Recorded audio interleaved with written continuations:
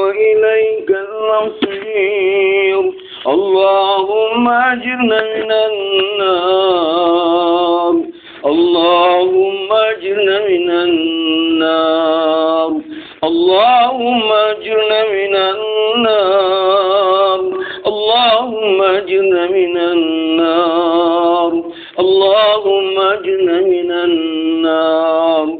اللهم أجرنا من النار.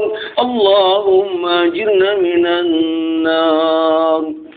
اللهم أنت السلام ومنك السلام وإليك يعود السلام. فحينا ربنا بالسلام وأدخلنا الجنة دار السلام. تبارك ربنا وتعاليت يا ذا الجلال والإكرام. أعوذ بالله من الشيطان الرجيم. بسم الله الرحمن الرحيم. الحمد لله رب العالمين الرحمن الرحيم مالك يوم الدين. إياك نعبد وإياك نستعين. اهدنا الصراط المستقيم صراط الذين أنعمت عليهم غير المغضوب عليهم ولا الضالين. آمين. وإلهكم إله واحد لا إله إلا هو الرحمن الرحيم. الله لا إله إلا هو الحي القيوم لا تأخذه سنة ولا نوم. له ما في السماوات وما في الأرض. من ذا الذي يشفع عنده إلا بإذنه. يعلم ما بين أيديهم وما خلفهم ولا يحيطون بشيء من علمه إلا بما شاء. وسع كرسيه السماوات والأرض ولا يعوده حفظهما وهو العلي العظيم. صدق الله العظيم.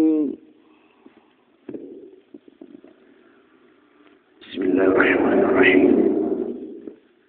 السلام عليكم ورحمة الله وبركاته.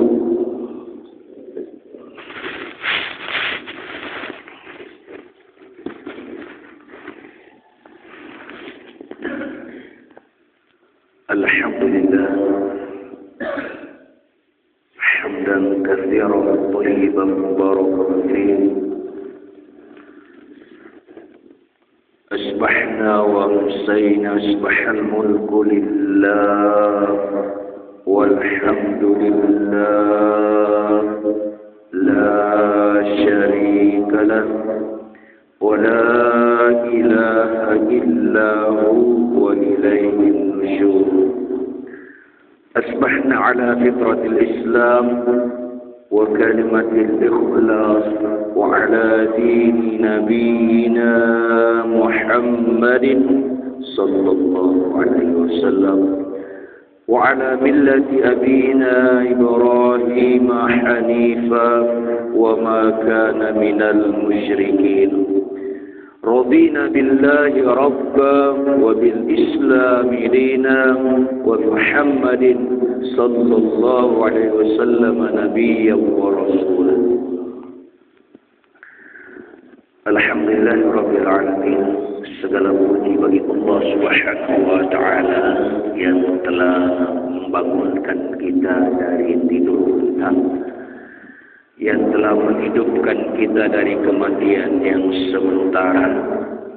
Karena sesungguhnya Allah Maha berkuasa terhadap diri kita masing-masing. Jika Allah Subhanahu wa Ta'ala menghendaki kehidupan yang lebih panjang lagi, tentu Allah Subhanahu wa Ta'ala memberikannya kepada kita.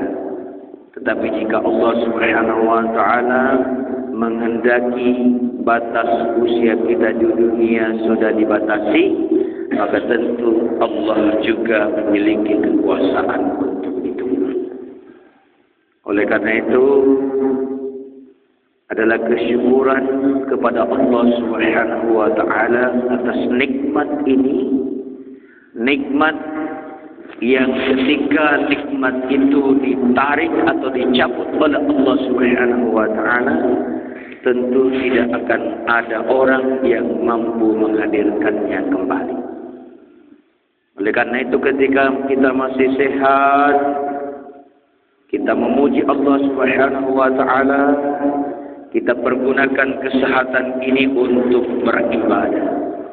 Jangan sampai hari-hari kita, waktu-waktu yang telah Allah berikan kepada kita hanya berlalu begitu saja. Sementara lisan kita, hati kita selalu memohon kepada Allah agar ditambah nikmatnya. Begitu banyak permintaan kita kepada Allah Subhanahu wa taala. Di setiap saat kita berdoa kepada Allah Subhanahu wa taala, meminta dan terus meminta kepada Allah Subhanahu wa taala, tetapi terkadang kita sendiri tidak memenuhi hak-hak Allah Subhanahu wa taala.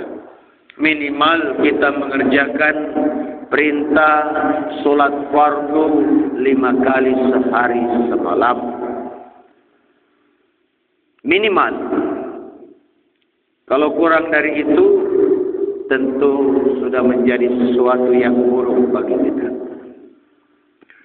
Salam dan salawat semoga tercurah dari Allah Subhanahu wa taala kepada Rasulullah Muhammad sallallahu alaihi wasallam.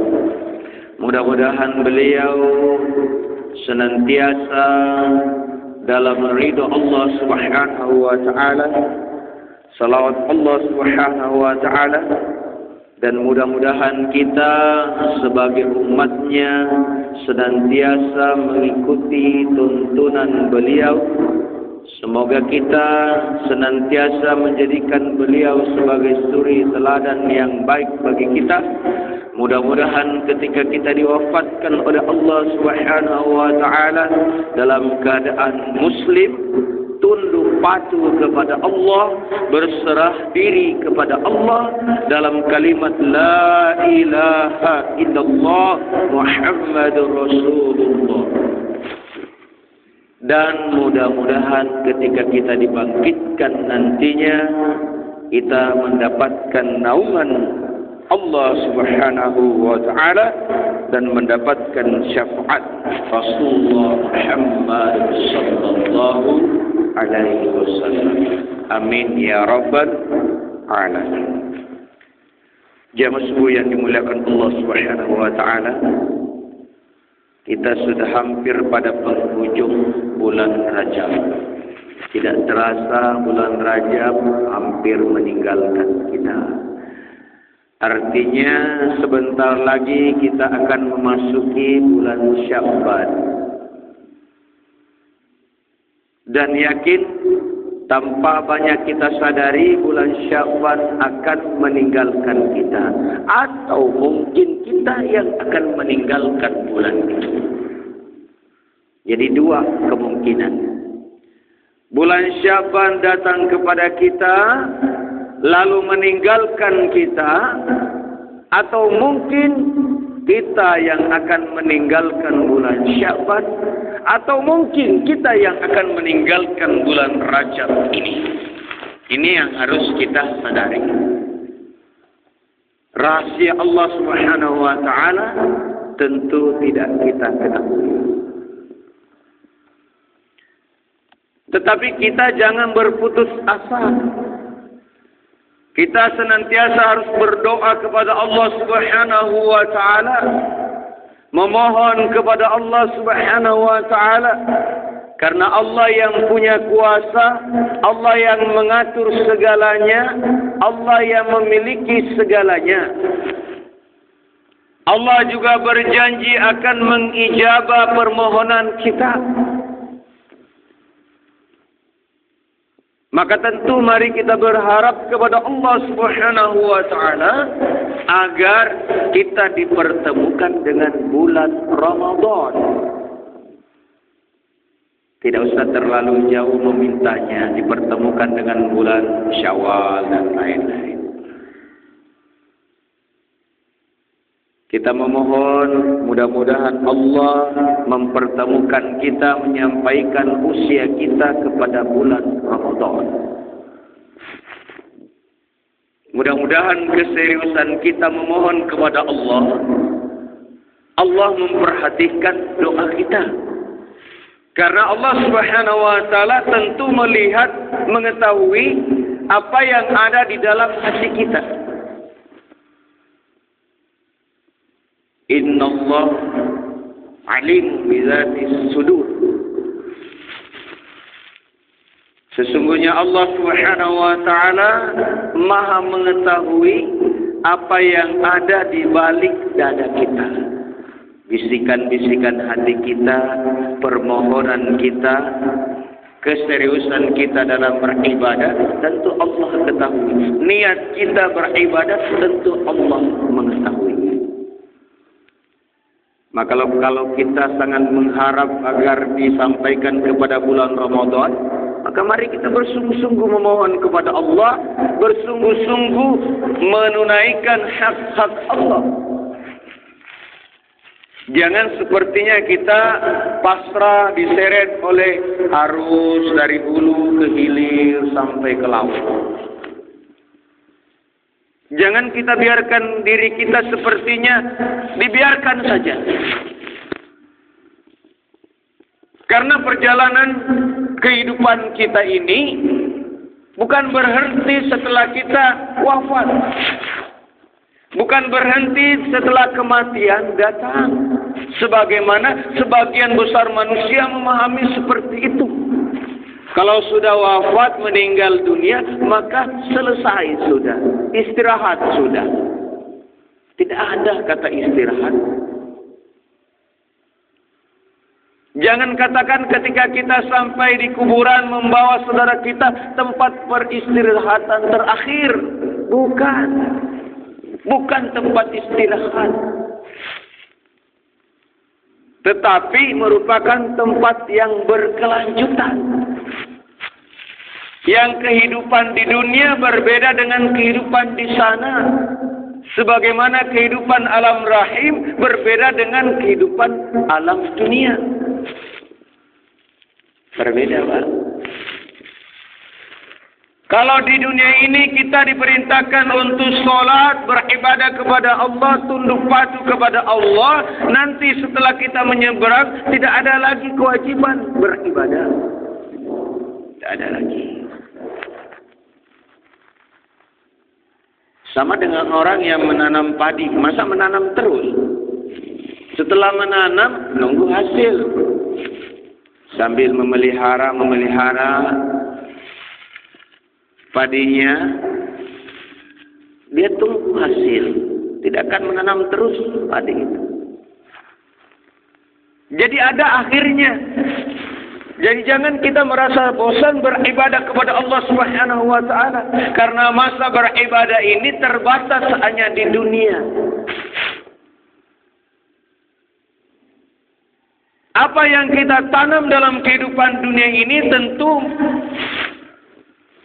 berpengaruh besar terhadap apa yang kita petik. Kalau Bapak menanam padi, harapannya tentu kita akan menuai padi.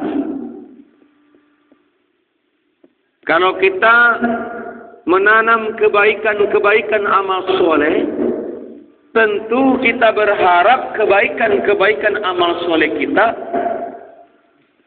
hasil yang baik yang kita harapkan. Jangan menanam yang buruk tetapi baik yang diharapkan. Surga yang diharapkan tetapi senantiasa bermaksiat kepada Allah. Senantiasa melanggar aturan-aturan Allah. Senantiasa meninggalkan perintah-perintah Allah.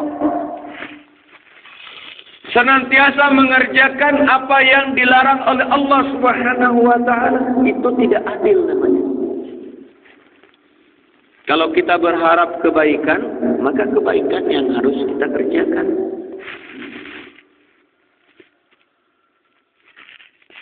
Kalau keburukan yang kita tanam dalam kehidupan dunia ini, tentu kemungkinan besar keburukan-keburukan yang kita dapatkan.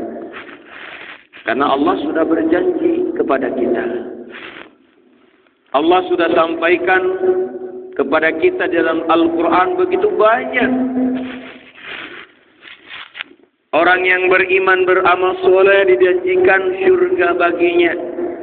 Wallazina amanu wa amilus solihat la nukallifu nafsan illa usaha ulaika ashabul jannah hum fiha khalidun.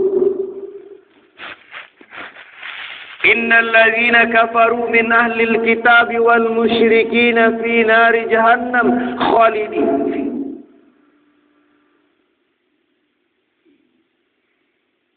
Ulaika hum syarrul bariyah. Jelas dalam Al-Quran. Bagi orang-orang kafir, ingkar kepada Allah. Ingkar itu artinya meninggalkan, Pak. Mengingkari. Baik dengan lisannya dia ingkari ataupun dengan perbuatannya. Mengingkari artinya tidak melaksanakan. Itu namanya mengingkari. Yang melaksanakan berarti dia tunduk patuh, mengerjakan, mendekati. Yang tidak mengerjakan namanya menjauhi. Karena perjalanan di dunia ini dan alam ini adalah berjalan, Pak. Kalau kita tidak mengikuti, berarti ketinggalan kita. Kita yakin bahwa ini perjalanan. Kita ini perjalanan menuju kembali kepada Allah. Wa ilaihi turja'ul umur. Kepada Allah Subhanahu wa taala kembali segala urusan. Segala sesuatunya kembali kepada Allah. Bukan cuma kita. Tanah ini, air ini, alam ini, langit, bumi, semuanya kembali kepada Allah. Kalau kita membayangkan satu mobil berjalan ke depan, kalau kita masuk dalam mobil itu berarti kita ikut, Pak. Kalau kita tidak masuk dalam mobil itu berarti kita ketinggalan tuh. Berarti jarak kita dengan mobil semakin jauh. Ini logis. Jadi kita ini berjalan menuju Allah Subhanahu wa taala. Siapa yang melaksanakan perintah Allah Subhanahu wa taala berarti ikuti jalan itu. Siapa yang tidak menjalankan perintah Allah Subhanahu wa taala, tidak salat atau mungkin salat tapi tidak mengikuti tuntunan Nabi Muhammad sallallahu alaihi wasallam, salat juga tetapi tidak mengikuti tuntunan Nabi, tentu dia durhaka kepada Rasul. Apakah diterima ketaatan kita? Nabi sudah sampaikan, wa man ata'ani faqad ata'a Allah. Dan barang siapa yang taat kepadaku, maka sungguh dia telah taat kepada Allah. Wa man asani faqad asa Allah. Dan barang siapa yang durhaka kepadaku, maka sungguh dia durhaka kepada Allah. Hadis riwayat Imam Bukhari Muslim dari Abu Hurairah radhiyallahu anhu. Kita sholat, kita yakin sholat itu perintah Allah. Kita kerjakan perintah Allah itu. Tetapi kita tidak mengikuti tuntunan Nabi. Tidak mengikuti apa yang menjadi petunjuk Nabi. Bagaimana mungkin solat kita diterima oleh Allah Subhanahu wa taala kalau tidak mengikuti tuntunan Nabi Muhammad sallallahu alaihi wasallam? Dan Nabi kita adalah sosok manusia yang akan menjadi saksi bagi seluruh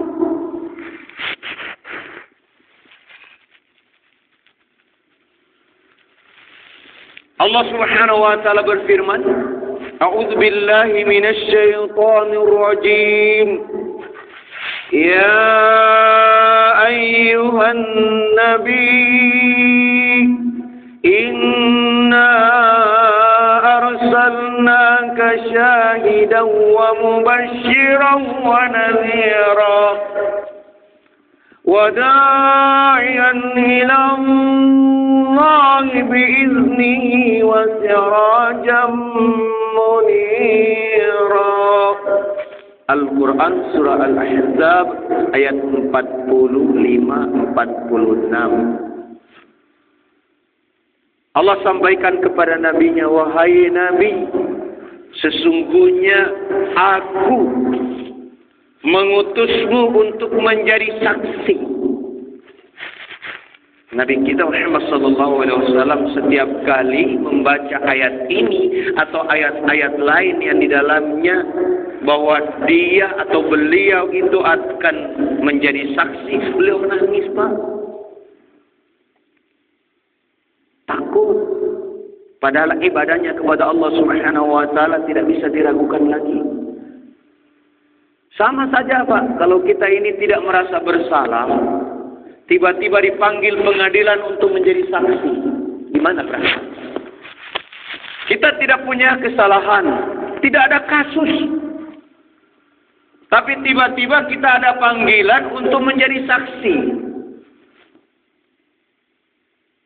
Pasti perasaan kita tidak menentu. Ada ketakutan. Kenapa kira-kira? Padahal kita tidak bersalah. Karena kita akan berhadapan dengan pengadilan. Di dalamnya ada yang memutuskan. Ada jaksa penuntut. Padahal dia manusia. Boleh saja dia teman kita. Boleh saja dia adalah tetangga kita. Saudara kita. Tapi kenapa kita takut? Lalu bagaimana dengan pengadilan Allah Subhanahu wa taala? Allah yang memiliki segalanya, yang berkuasa atas segala sesuatu. Allah yang menggenggam alam semesta raya ini. Dibandingkan dengan kita sangat kecil. Kita ini tidak ada arti apa-apanya dibandingkan dengan kekuasaan Allah. Tidak usah dibandingkan dengan Allah. Dibandingkan saja dengan ciptaan-ciptaan yang lain. Dengan gunung lebih besar dari kita. Bukit lebih besar dari kita. Pulau Bangka lebih besar dari kita. Indonesia lebih besar. Bumi ini besar. Bumi pun ini kecil dibandingkan dengan langit pertama. Langit pertama juga sangat kecil dibandingkan langit kedua. Langit kedua pun sangat kecil dibandingkan dengan langit ketiga. Langit ketiga, keempat, kelima, keenam, dan ketujuh juga jauh lebih kecil dibandingkan dengan arsy Allah yang agung. Semakin tinggi, semakin jauh, semakin besar alam itu. Dan ini Allah perlihatkan kepada Rasulullah Muhammad sallallahu alaihi wasallam ketika dalam peristiwa Isra wal Mi'raj Nabi Muhammad sallallahu alaihi wasallam. Allah berkeinginan ingin memperlihatkan sebagian tanda-tanda kebesarannya, ayat-ayatnya yang besar. Ini digambarkan Allah Subhanahu wa taala di dalam Al-Qur'an surah An-Najm. Surah An-Najm ayat 13 sampai dengan 18. Bapak kembali ke rumah, kalau biasanya bulan-bulan Rajab peringatan Isra Mi'raj yang kita baca terkadang cuma satu ayat, ayat surah Bani Israel Al-Isra ayat pertama itu yang diulang-ulang. Cuma itu. Padahal perjalanan yang itu tidak seberapa dibandingkan dengan perjalanan yang lain. Perjalanan dari Masjidil Haram ke Masjidil Aqsa satu malam yang kita katakan itu merupakan suatu peristiwa yang dahsyat, itu tidak seberapa dibandingkan dengan perjalanan menuju Sidratil Muntaha.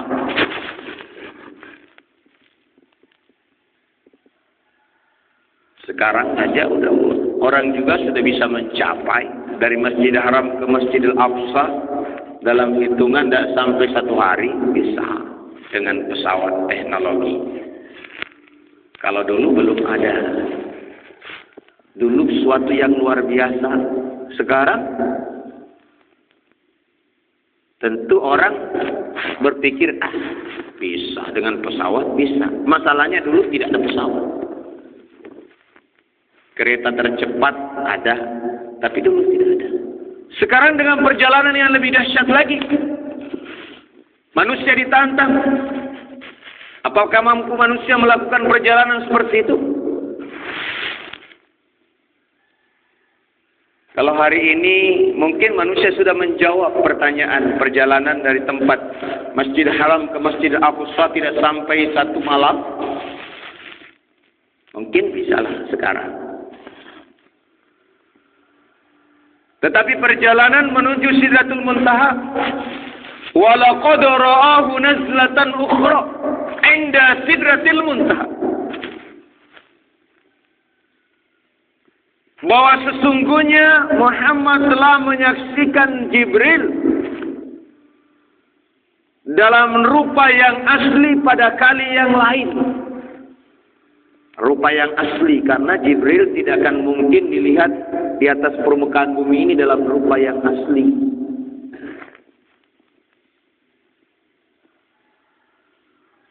Tidak bisa kita melihat, tidak mampu kita menyaksikan, atau Allah tidak memperlihatkannya. Karena kebesaran perwujudan dari Jibril, sebagaimana disebutkan dalam kitab-kitab itu, lebih besar dari bumi. Satu sayapnya saja bisa merangkul bumi ini. Kita bayangkan aja. Dalam Sirah Nabawiyah Syafiur Rahman Al-Mubarakfuri dijelaskan bahwa ketika Nabi SAW menyaksikan Jibril 600 sayap. Satu sayap aja bisa memeluk bumi kita.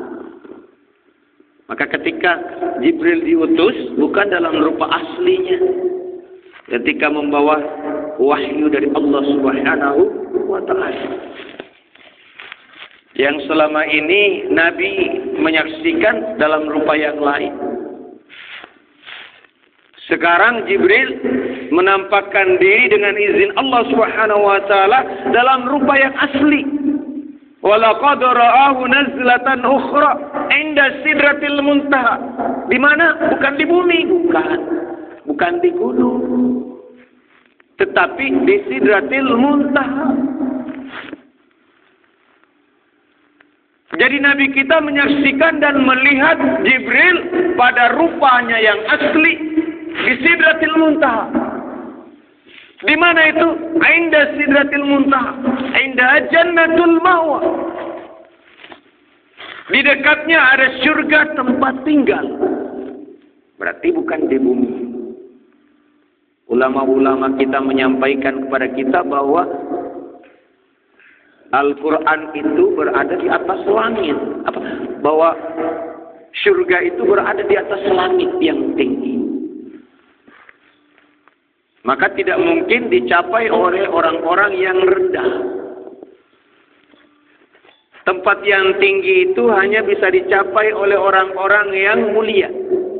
Orang-orang yang telah diangkat derajatnya. Orang yang derajatnya di bawah atau hina dina tak akan sampai ke surga. Terkecuali setelah dimuliakan oleh Allah. Kalau di dunia tidak dimuliakan, mudah-mudahan di akhirat dia dimuliakan. Kalau di dunia tidak dimuliakan, di akhirat tidak dimuliakan, maka tidak akan pernah masuk dalam surga Allah Subhanahu wa Ta'ala. Oleh karena itu di dunia ini mari kita meraih kemuliaan. Kemuliaan harus kita raih, Pak. Bagaimana caranya supaya kita menjadi mulia?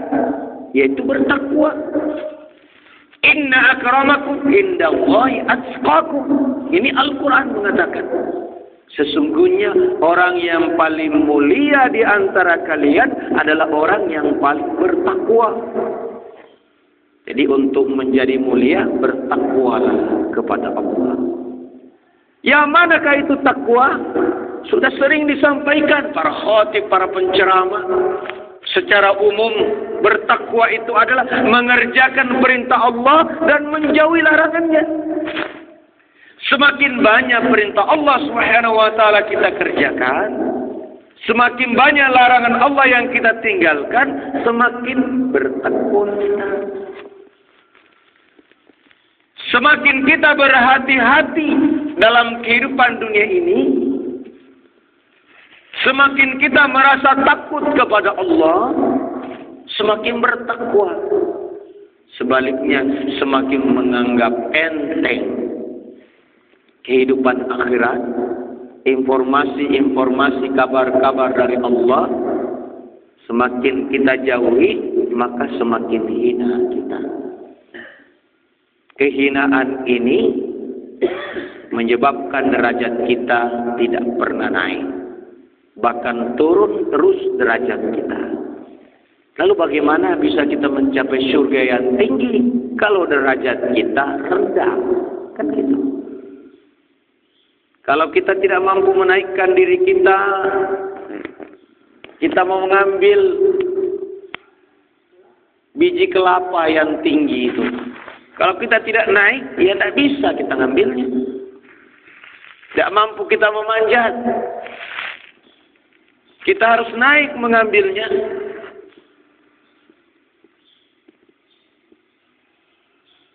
Tidak mampu kita punya peralatan.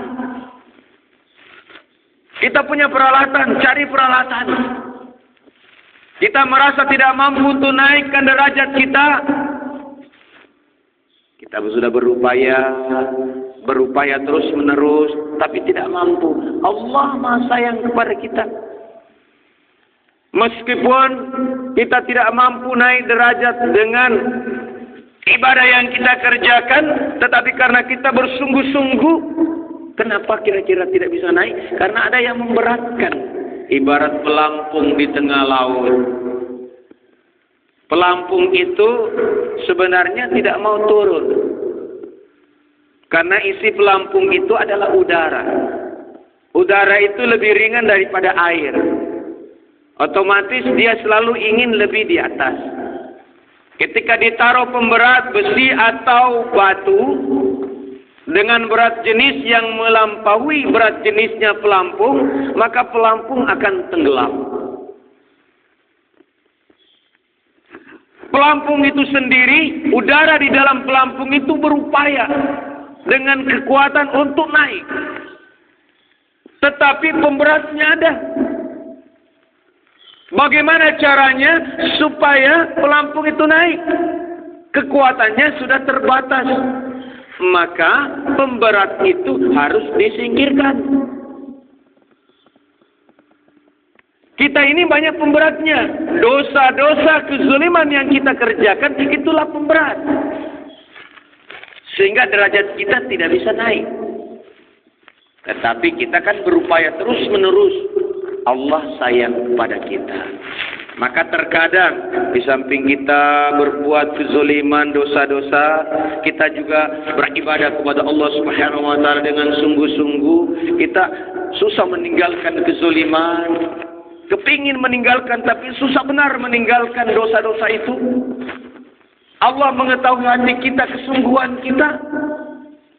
Maka terkadang Allah datangkan penyakit kepada kita. Allah datangkan musibah kepada kita agar beban kita menjadi lebih ringan. Allah ingin mengampuni dosa-dosa kita. Kan itu. Bukankah ketika Allah datangkan penyakit musibah lalu kita sabar di dalamnya, Allah mengampuni dosa kita? Yang jelas kita harus bersungguh-sungguh. Kita harus berupaya agar kita naik derajatnya. Kalau kita sendiri mengetahui bahwa itu perintah, lalu kita tidak kerjakan, bagaimana?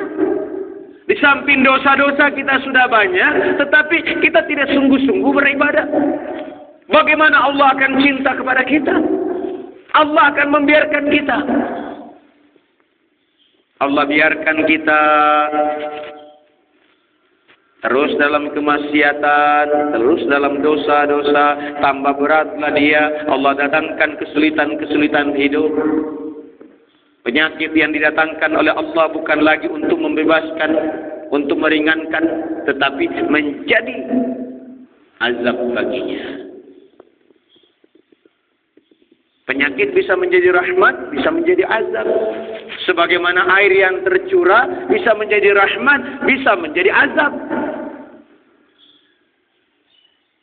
Begitu banyak kaum-kaum terdahulu telah diazab oleh Allah dengan air.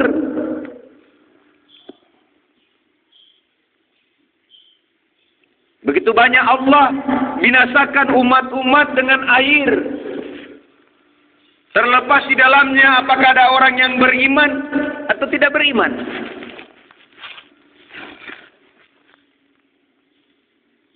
Tsunami yang datang ke Jepang, ke Aceh, berapa puluh ribu manusia mati binasa. Fir'aun ditenggelamkan bersama dengan pasukannya. Berapa banyak yang ditenggelamkan oleh Allah. Kaum Nuh yang ditenggelamkan oleh Allah, termasuk anak dari Nabi Nuh alaihissalam, ditenggelamkan oleh Allah, dibinasakan oleh Allah subhanahu wa ta'ala. Jadi air, hati-hati, air yang dicurahkan oleh Allah subhanahu wa ta'ala dari langit ini bisa menjadi rahmat, bisa menjadi azab. Kalau kita tidak peduli, kita menganggap itu biasa. Ketika Allah turunkan, curahkan air sehari, 2 hari, 3 hari, apa yang akan terjadi? 1 hari full saja Allah turunkan air dari langit. 1 hari 24 jam. Apa yang akan kita rasakan? Jangan kita katakan itu hanya sekedar fenomena alam. Karena fenomena alam ini ada yang kendalikan. Ada Allah subhanahu wa ta'ala. Ada yang mengatur. Jangan sampai yang diturunkan Allah subhanahu wa ta'ala ini tidak menjadi azab bagi kita. Atau Allah putar lagi. Air tidak dicurahkan. Dibiarkan kita kekeringan berkepanjangan. Kemarau 1 tahun, 2 tahun, 3 tahun misalnya. Apa yang bisa kita lakukan? 1 bulan, 2 bulan saja Allah tidak turunkan hujan, kita sudah kewalahan mencari air minum. Kewalahan kita mencari air, sumber-sumber air. Kalau Allah jadikan kemarau 1 tahun, apa yang akan terjadi? Kita berharap jangan sampai terjadi, Pak. Caranya adalah dengan berharap kepada Allah. Serius kita beribadah kepada Allah. Apa yang diperintahkan Allah, mari kita kerjakan. Kalau toh kita sudah kerjakan dan Allah hadirkan, ya nah, jadi masalah yang penting kan kita sudah kerjakan. Yang jelas dalam Al-Quran dijelaskan. Kalau kita bertakwa kepada Allah, Allah akan turunkan barakah dari langit dan dari bumi.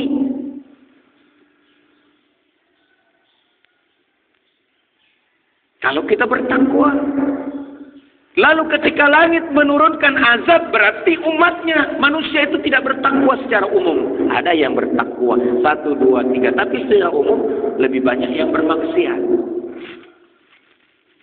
Lebih banyak yang bermaksiat. Kita berjalan aja. Banyak yang patuh kepada aturan Allah atau yang bermaksiat.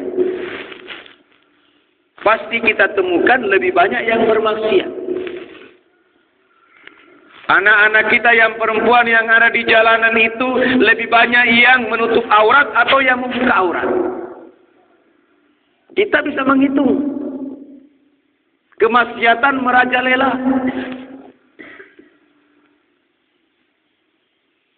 Kalau kemaksiatan ini sudah merajalela, Allah turunkan peringatan-peringatan.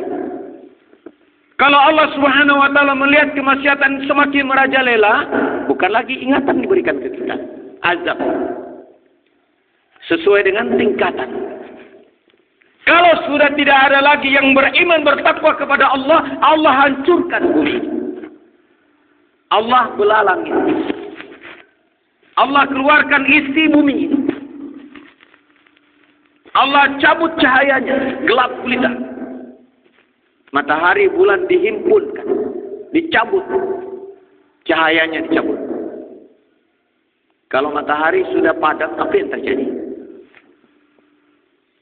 Kalau matahari sudah padam, nauzubillah, summa nauzubillah. Oleh karena itu sebelum kejadian, dan kejadian itu pasti terjadi, Pak. Karena kebinasaan itu pasti terjadi. Kalau Allah menciptakan, pasti ada kebinasaan. Kalau Allah menciptakan kita, menghidupkan kita, lahirkan kita dari ibu kita, pasti kita mati. Pasti. Kalau Allah menciptakan sesuatu, pasti ciptaan itu akan dibinasakan dalam tempo yang telah ditentukannya.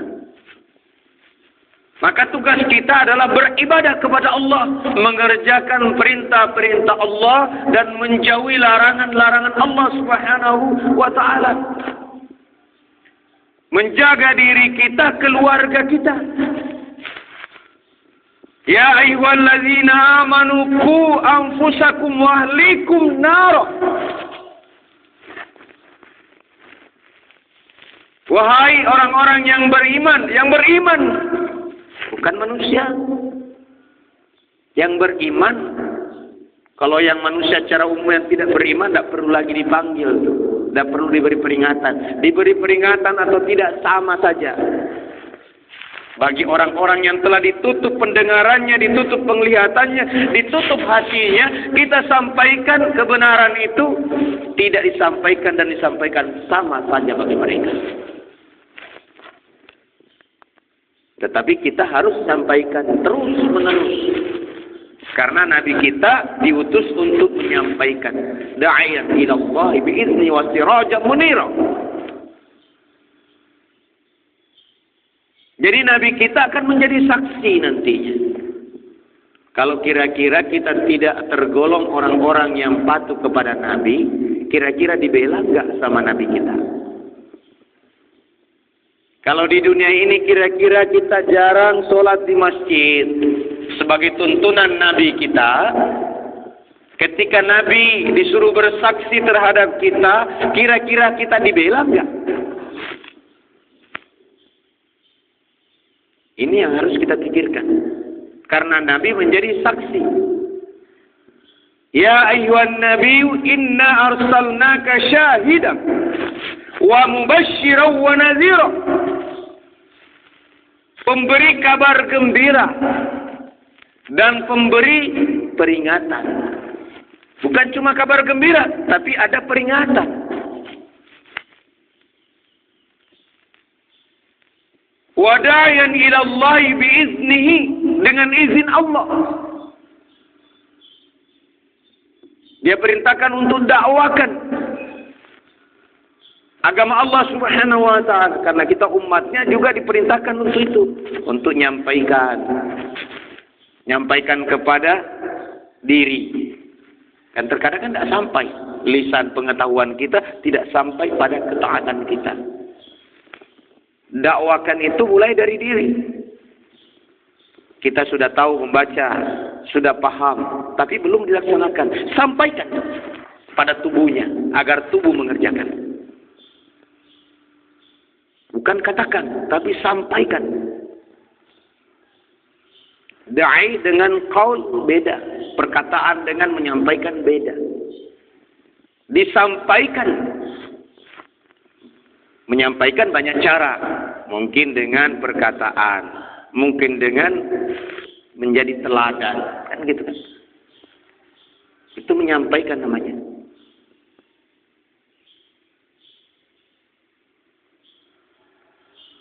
Dengan izin Allah Subhanahu wa taala. Wa sirajan munira. Nabi itu diutus oleh Allah Subhanahu wa taala membawa cahaya, bukan cahaya bulan, bukan cahaya matahari, tapi Al-Qur'an adalah cahaya menerangi pikiran kita, menerangi hati kita sehingga jelas tampak kebenaran, sehingga tampak yang batil, tampak yang haram, tampak yang halal. Kalau halal dan haram itu samar-samar, berarti cahaya itu belum sampai kepada kita secara sempurna. Maka mari kita meraih cahaya itu dengan sempurna. Kalau cahaya kita sedikit kita kumpulkan cahaya itu, tentu ketika kita dibangkitkan oleh Allah Subhanahu wa taala, sedikit cahaya kita, sehingga kita sulit juga dikenali. Kan gitu. Karena semua umat Muhammad sallallahu alaihi wasallam nanti ketika dibangkitkan itu dikenali dari cahayanya. Orang yang tidak percaya tentu tidak dikenali. Lalu adakah orang yang tidak percaya? Banyak. Wa man arada an zikri fa inna lahu ma'isyatan dhanka wa nahsyur yaumal qiyamati a'ma. Al-Quran surat Toha ayat 124. Dan barang siapa yang berpaling dari mengingatku, kata Allah, dan barang siapa yang berpaling dari peringatanku, kata Allah, a'rada an zikri fa inna lahu, maka sesungguhnya baginya ma'isyatan dhanka, penghidupan yang sempit. Nah, di dunia sudah sempit, di kuburan sempit. Wa nahsyuru yaumal qiyamati a'ma, dan kami, kata Allah, akan menghimpunkan mereka pada hari kiamat dalam keadaan tanpa cahaya. Nah, kalau tidak ada cahaya kita, bagaimana kita bisa dikenali, Pak? Di lapangan Merdeka kita berkumpul 1000 orang saja, mungkin ada cahaya, tapi susah didapat sama keluarga yang mencari itu. Padahal kita berangkat dari rumah dengan pakaian yang bisa dikenali. Kalau di padang mahsyar kita dikumpulkan dalam keadaan telanjang semua, semuanya sama, polos. Tidak ada alas kaki, tidak ada selembar kain yang melekat pada diri kita, polos semuanya. Ini yang harus kita pahami. Ketika kita dibangkitkan di padang mahsyar, tidak ada yang pakai baju.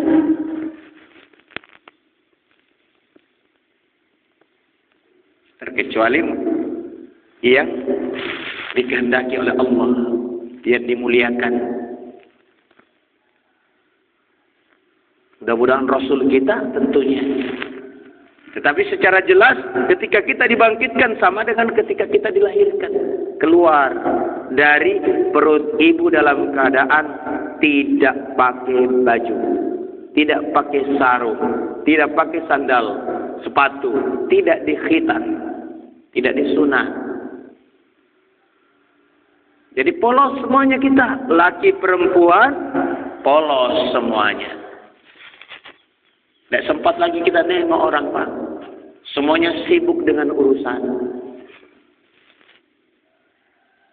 Tidak ada lagi keinginan kita untuk menengok nih siapa yang paling montok. Tidak ada lagi. Tidak ada. Kalau di dunia ini masih kita. Tapi kalau kita coba di dunia ini sudah semua pada polos, tidak ada lagi yang saling melihat itu, Pak.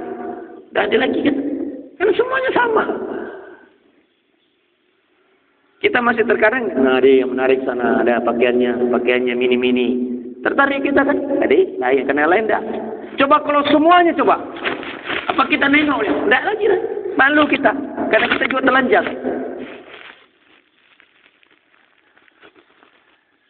Semuanya sibuk dengan urusan. Oleh karena itu mari saya mengajak kepada jamaah dan seluruh kaum muslimin muslimat, jangan kita terlena. Mari kita memahami dan mencoba mengambil hikmah dari segala kejadian. Apa yang kita lakukan dan apa yang terjadi. Apakah yang kita lakukan selama ini betul? Sesuai dengan tuntunan Allah? Nah, harus kita koreksi kalau memang tidak sesuai. Apakah kita tergolong orang yang tetap istiqomah beribadah? Atau kita hanya tergolong orang-orang yang sibuk mencari kehidupan? Apakah kehidupan dunia yang telah kita capai memuaskan kita? Tidak akan pernah. Karena dunia itu mataul gurur. Yang namanya mataul gurur itu seperti fata morgana. Dari jauh ketika naik motor di tengah hari, siang bolong, di ujung sana di atas aspal ada air. Ketika kita dekat, tidak ada. Tempat jauh lagi ada. Itu namanya fata morgana. Itulah dunia. Ketika kita bercita-cita mau punya sepeda, ketika punya sepeda mau motor. Ketika kita sudah punya motor, kepingin punya mobil. Ketika kita sudah punya mobil satu, kepingin dua. Tidak akan pernah berakhir. Ketika kita sudah punya rumah satu, kepingin dua. Kan gitu. Itulah dunia. Tidak akan habis bayang-bayang fata morgana itu. Itulah mataul gurur namanya. Yang kekal itu adalah akhirat. Wal akhiratu khairu wa abqa. Dan kehidupan akhirat itu jauh lebih baik dan lebih kekal. Kalau dunia, wa man hayatud dunya illa mataul ghurur. Kita sendiri ngomong. Al-Quran menjelaskan, setiap kita mengantar orang-orang yang meninggal ke kuburan, kita sering mendengar, wa man hayatud dunya illa mataul ghurur.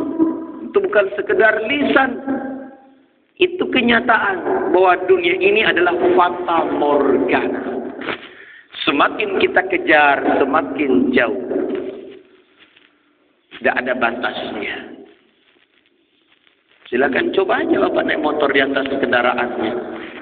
Di atas aspal dari jauh kelihatan ada air di atas aspal. Setelah mendekat ternyata tidak ada. Di sana ada lagi. Itulah fata morgana. Oleh karena itu mari kita, diri pribadi saya, saudara-saudara Bapak sekalian, kaum muslim muslimat, mari kita mengambil hikmah dari segala kejadian-kejadian yang Allah berikan kepada kita.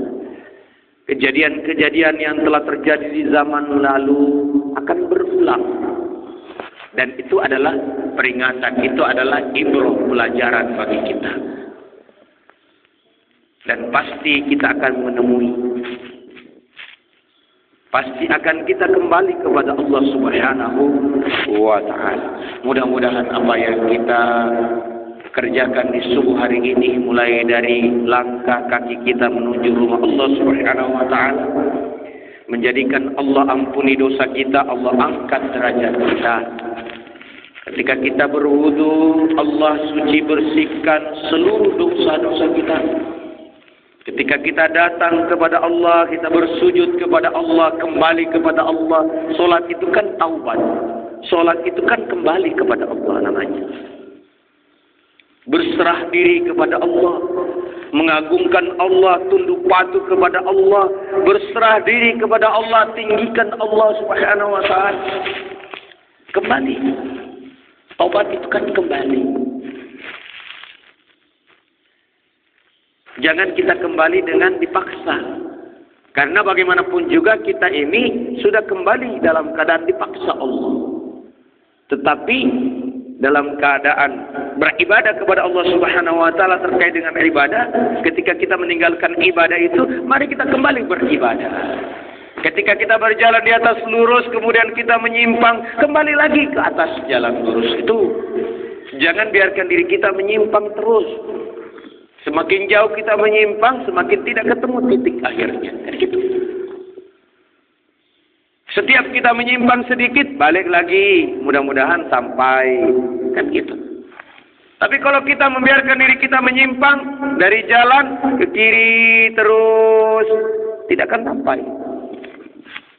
Kita berharap kita sampai dengan selamat. Kita sampai kepada Allah Subhanahu wa ta'ala. dengan beribadah kepadanya, berpegang teguh kepada agama Allah Subhanahu wa taala. Wa may yantasim billah faqad hudiya ila siratin mustaqim. Barang siapa yang berpegang teguh mengerjakan perintah-perintah Allah Subhanahu wa taala, menjadikan Al-Qur'an sebagai pedomannya, melaksanakan perintah Allah, menjauhi larangannya, faqad hudiya ila siratin mustaqim. Maka sungguh dia itu telah ditunjuki kepada jalan yang lurus. Kalau Allah tunjuki jalan yang lurus, berarti sampai.